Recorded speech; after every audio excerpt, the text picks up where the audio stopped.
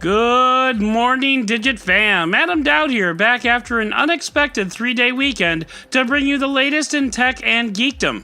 Tristan is composing a newsletter for the rest of the month from his native Australia, where people definitely don't sound like that, but he's doing it all futuristic-like with a solar-powered satellite internet connection, which is either awesome or it's not.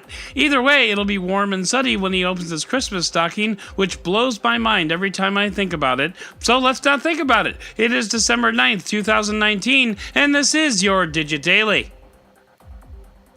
I'm not a TV guy. Hell, up until about 2 weeks ago, I didn't have a working TV in my house for almost a year.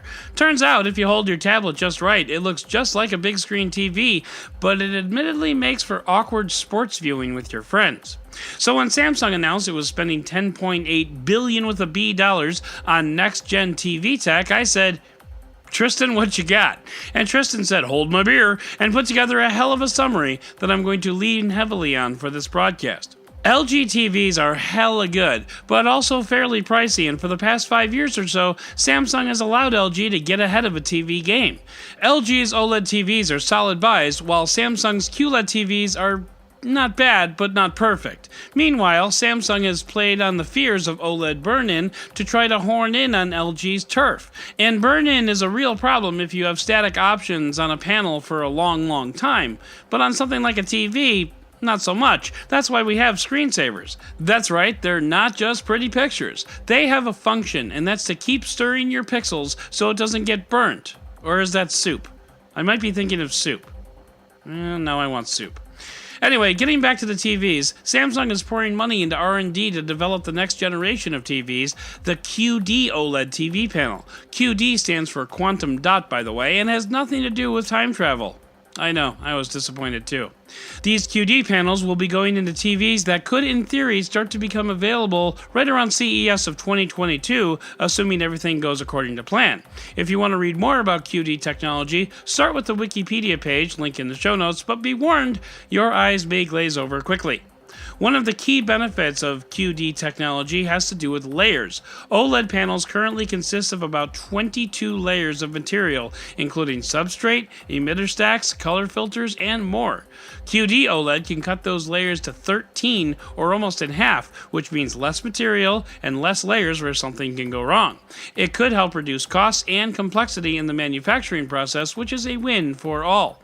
But will it be enough to catch up to LG in the high-end TV market? It remains to be seen. But Samsung has 11 billion reasons to think that it might. And you can bet we'll be keeping an eye out for it. But for now, it's time for the Roundup!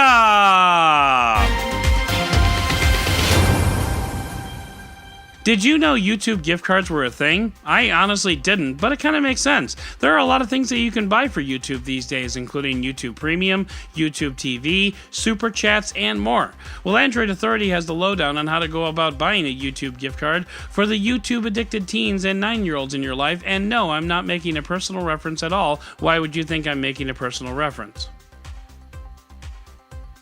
Trade wars are easy, so the Chinese government has ordered all government offices and public institutions to remove all foreign technology, hardware and software, within 3 years.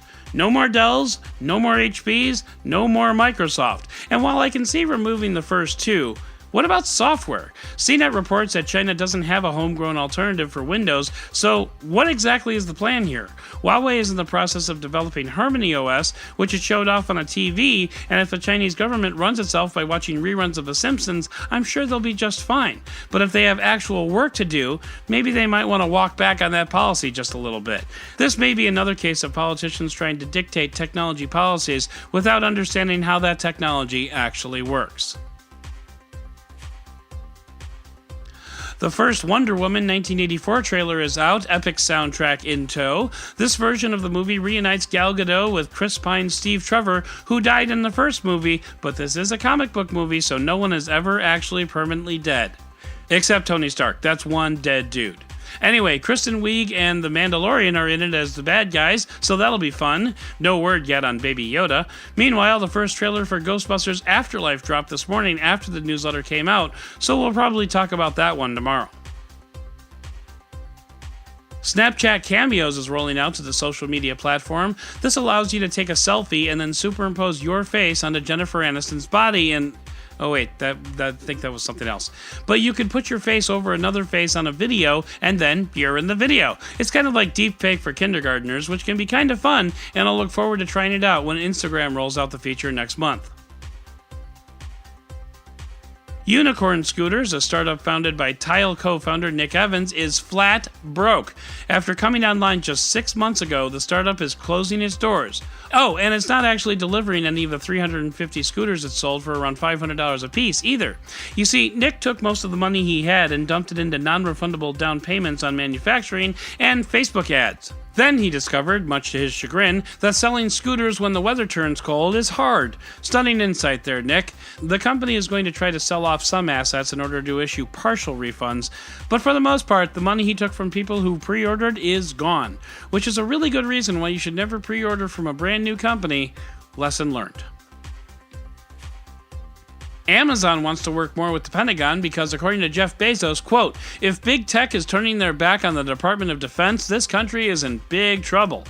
Plus, where else can I sell a hammer for like $400? Okay, I added that last part. And Jeff can spin it any way he wants, but the fact of the matter is, the government has a crap ton of money, and Bezos wants a slice of that pie. I mean, he could say that, but then who knows? Maybe Amazon workers would start staging walkouts too, or as Amazon workers call them, unsanctioned bathroom breaks. And finally, speaking of government spending, 3D printing might start to play a much bigger role in keeping our aging military equipment running. And I'm going to call on our longtime Digit family. Do you remember a story we reported a long time ago about some part of a C-22 or something that used to cost hundreds of dollars, but they started 3D printing? Well, if you ever remember, email us at hello@digit.com because I can't find it and it's killing me.